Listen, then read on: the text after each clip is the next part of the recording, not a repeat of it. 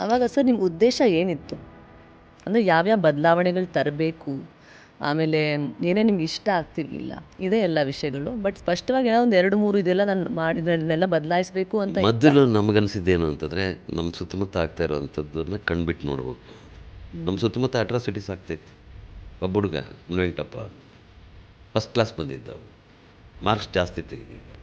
ಅವ್ನು ಮಾರ್ಕ್ಸ್ ಜಾಸ್ತಿ ತೆಗೆದಿದ್ದ ಅನ್ನೋಂಥ ಒಂದೇ ಕಾರಣಕ್ಕಾಗಿ ಅದೇ ಊರಿನ ರೆಡ್ಡಿಗರ ಮಗ ಒಬ್ಬ ಅವನನ್ನು ಪುಸಲಾಯಿಸಿ ಹಾಸ್ಟೆಲಲ್ಲಿದ್ದವನ್ನ ಕರ್ಕೊಂಡೋಗಿ ಸೆಕೆಂಡ್ ಶೋ ಸಿನಿಮಾಗೆ ಹೋಗಿ ಹೊರಗಡೆ ಎತ್ಕೊಂಡ್ಬಂದು ಅವನ್ನ ಸಾಯಿಸಿ ತಗೊಂಡೋಗಿ ಕೆರೆಯಲ್ಲ.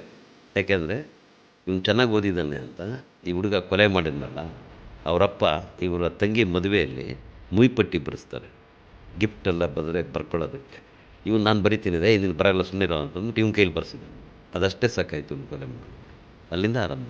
ಆಮೇಲೆ ಪ್ರತಿಯೊಂದು ಯಾವುದೇ ಹೆಣ್ಮಕ್ಳ ಮೇಲೆ ಹಿಂಸೆ ಆಗಲಿ ಅಥವಾ ದುರ್ಬಲರ ಮೇಲೆ ಹಿಂಸೆ ಆಗಲಿ ಅದನ್ನು ಭಾಳ ದೊಡ್ಡದಾಗಿ ರೆಸಿಸ್ಟ್ ಮಾಡ್ತೀವಿ in a big way, like C